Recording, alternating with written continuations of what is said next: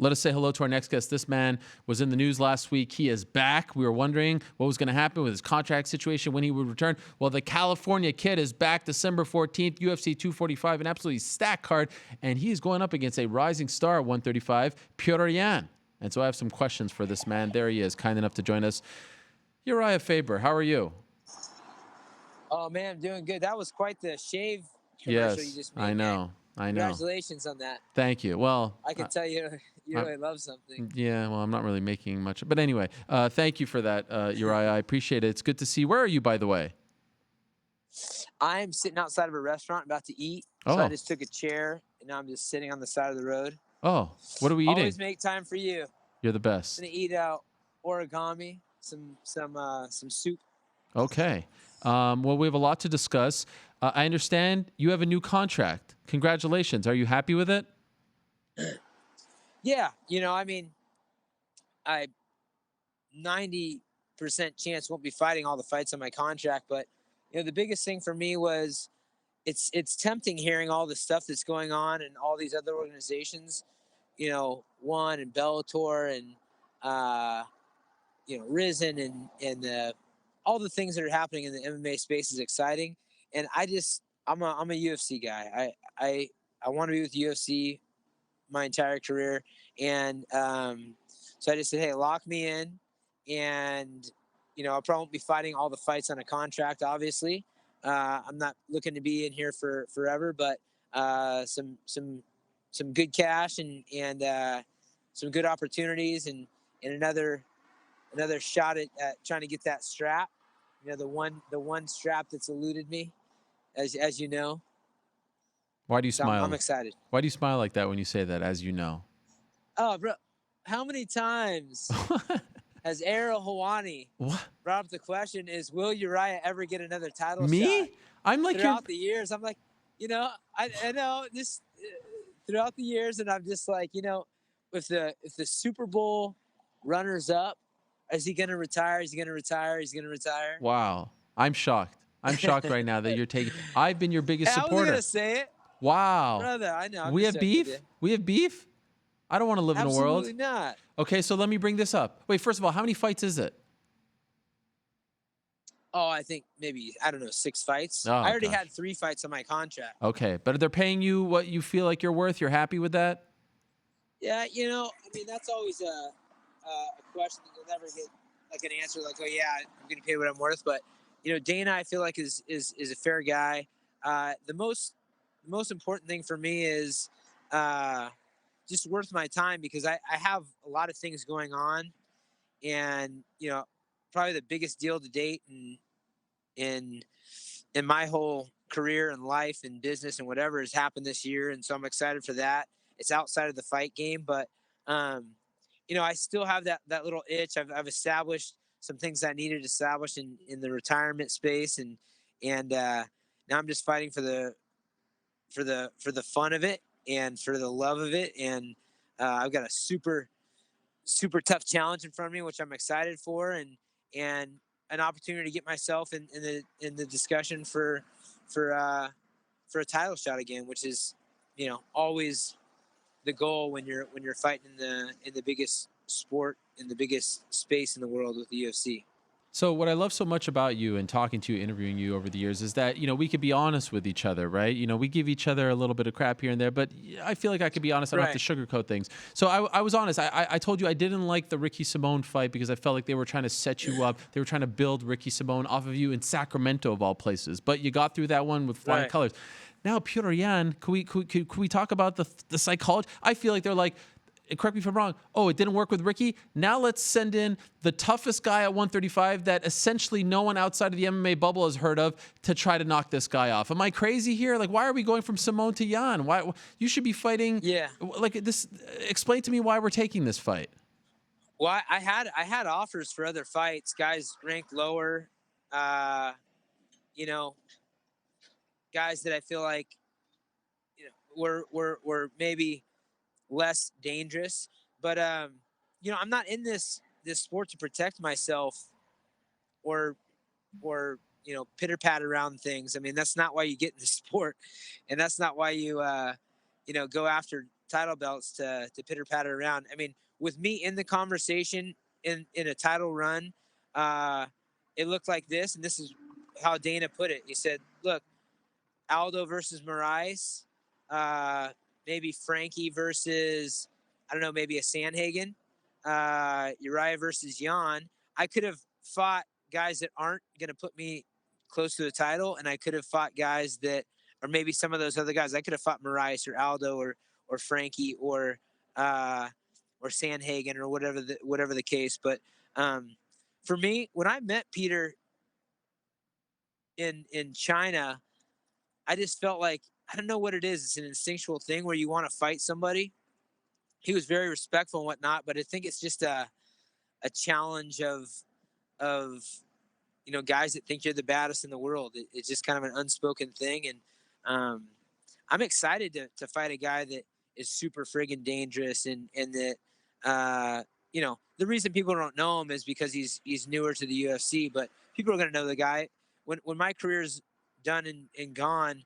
I will have touched a span of probably 40 years from guys. The last guy to fight Yan, if he goes till he's late 30s, and guys like Ricky Simone and if they continue to have their career. I mean, I like that idea, and I like to have a challenge, and I like to be able to earn an opportunity if it comes. Really, Henry Cejudo has to fight Joe Benavidez, and at the end of that, it's going to be a bunch of guys bidding for the title shot, and it's the most exciting our division's ever been, and I'm happy to be a part of it. You've got Frankie coming down, Aldo coming down, and I'm coming out of retirement. Then you got Dominic's going to come back, and you got Cody coming back, and you got TJ when he's off suspension, and then you've got Henry, and you've got Moraes, and you've got the young guys like Yan and Sandhagen and the up and coming guys. So to be in this conversation right now and doing it for the right reasons is exciting for me. I'm part of the best the sport's ever been, and the division the best it's ever been, and I feel great. Have you been impressed with him? The guy is 5-0 in the UFC, 13-1 as a pro. When you see him fight, are you impressed with him? Do you believe that he is worthy of all the hype that he is receiving? Oh yeah, absolutely. I think he's really, really dangerous. I would say it's obvious that he's taken a lot of time to work on his grappling. I know it's only been probably 5 years or so, but with extreme focus and discipline, you can make some big gains on disciplines if you got great coaching and you have the right mindset. And I've heard, because I know people in his camp, how hard he trains, and I respect that a lot. So it's always feels good for me to give guys, if you would say, even an opportunity to fight. Well, even though people might say, well, no one knows who he is, etc. When I know that they're doing the right thing. So it's going to come down to who's the best man on the day. Absolutely. And it's going to be who's the smarter fighter. We're both tough. We both don't quit. He's got the youth. I've got a little more experience, obviously. And I think all around I'm the better fighter, but he's making gains quick. And the longer you wait on a guy like this, the better he's going to get. So I'm glad to do it now and sneak in there, swipe up his momentum and just sit pretty. And if get through this fight with a win like I think I should, I'll just sit out. And if they give me a title shot, I'll take it. If not, I'm not gonna. I probably won't fight. Really? I mean, I'm not gonna keep fighting over and over and over again. I'll be available for a title shot, and whoever's got the title, they want to put me in. Let's friggin' do it. But I'll be coming off. I'll be 40 years old, and coming off of 3 big wins, taking out a top contender, and Henry called me out. I called him out, and I would sit out for that fight, unless there's another interesting fight that comes up. I'm not trying to blow through 6 fights. That's for sure. Any truth to the rumor that you took this fight in particular because Jan's manager, Danny Rubenstein, said that you were retired and weren't interested in this fight and you're coming back to prove him wrong? Any truth to that? What do you think, buddy? I don't know. Give me a break. That guy. So the truth is I accepted this fight the first time they offered it to me with Sean Shelby, and Sean Shelby said, he's drinking at the bar in Anaheim, and he goes, "Okay, so you take the fight." And I said, "Yeah, but let's just talk about my contract." Like, "All right, I'll have something for you on Monday." Never heard from him. "Sorry, I'll hit you up tomorrow on Tuesday. And then I just went and said, "Okay, look, I didn't hear back from him, so I didn't officially accept the fight." I just said, I told Shelby and my guys at Bollinger Group, Lloyd and the guys, I said, "Look, if I can get down and talk with Dana about just making this to where it's a fair deal, because my contract is old and I've been out for a couple of years. The landscape's changed and everything else. Then we'll do the fight." And so I was just sitting back watching these numbskulls who don't know like talk. That was it. Well, the fight has been made, and you aren't retired. That is good news. By the way, what about this Crone Gracie thing? You remember when you told me about the Crone Gracie fight that was offered, and it seemed like you guys didn't want to fight because you had this pact with the Diaz brothers. Now it seems like he's not very happy that you brought it up. Did you see his comments before his fight recently? Somebody had said something to me but I haven't really paid too much attention. I didn't follow Crone a ton prior to being offered to fight him, other than seeing him throughout the years. I saw him. I remember Elite XC. Remember Elite XC when they had a video game? Yep. I met him there, and I've seen him periodically. So, but it's true. The Diaz brothers and I have a great relationship throughout the years. There's been drama here and there, but yeah, it's no big. I'm not sure what he said exactly. But that was a fight that was offered to me, and you're actually the one that told me it was squashed because of that. And I was like, okay, that makes sense. Haven't thought about it much. I don't know why it got brought up again. I'm sure it was a reporter like yourself, bringing it up and digging. And yeah, he's no guy that wants to seem like he backed down. He's not like a back down type. So I can understand why it would bother him. Reporter like yourself. See that subtle dig right over there? That was like a subtle reporter, like you want to say like trouble, right? Sorry, not. You're not a reporter, sorry, or are you? What am I? Yeah, I think so. What do you think I am? All right, why is that a dig? Well, reporter like yourself. A dig. That was like a little bit of a twist. You know what I mean? Just a little twist. It's fine. I could live with it. Twist. Just a little bit. It's fine. How are things at the team? And by the way, when are you going to change? You told me a long time ago you were going to go from alpha male to team alpha, but I don't feel like the change has been actually put into place, or has it been? Yeah, we've been making all of our stuff with Team Alpha. I mean, it's not like a big deal. We still have alpha males on the team and alpha females on the team and everything else. It's just, it is what it is. I'm not gonna force anybody to do anything. I just, on our T-shirts it says Team Alpha TAM, Team Alpha MMA, and that's that. But we have a little bit of everything. Okay, and males, females, like that. I'm just curious because you did say, and correct me if I misunderstood this, you said you win this fight, if the next fight isn't a title shot, you're done. You're not interested. Like after this, not done. No, I'll just be sitting there waiting. Well, yes, waiting. But what if it's TJ? Like then we're approaching essentially a year. Well, that's a different animal. Oh, really? Okay, how so? It's title shot or TJ? We can talk about that. Yeah, we talk about that. I mean, it just depends how I feel at that time. I'll be 40 friggin' 2. You know what I mean? Like, this is not an easy life to fight life. I'm having to I'm doing some Rocky Balboa crap, running through the streets when the lights are low and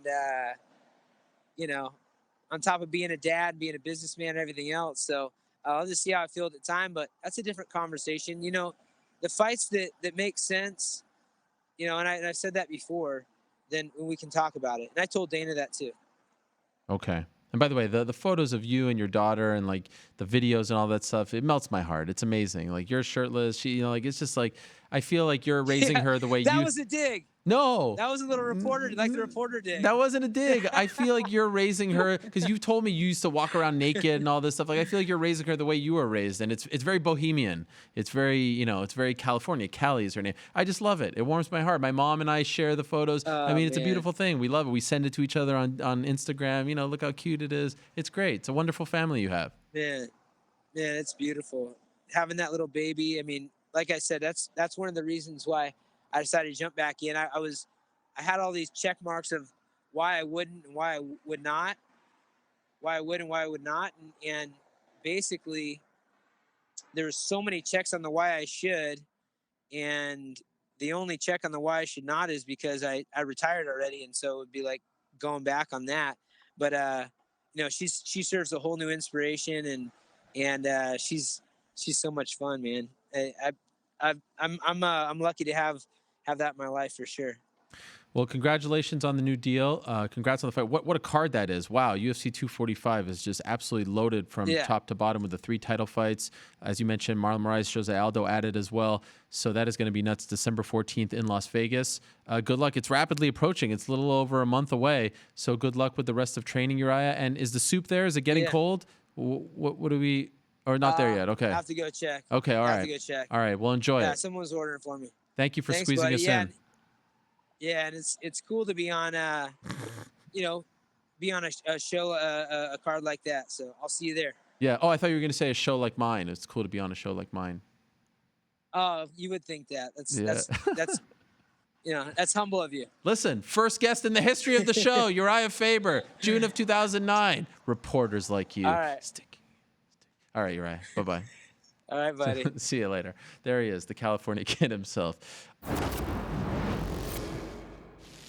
Hello, everyone. It's Ariel Helwani. I just came here to thank you for watching our ESPN YouTube channel. It's the best. You know what else is the best? The ESPN app. You can get highlights, analysis, all that stuff and more. And if you want premium content and live streaming sports, there's only one place for all of that. It's ESPN Plus.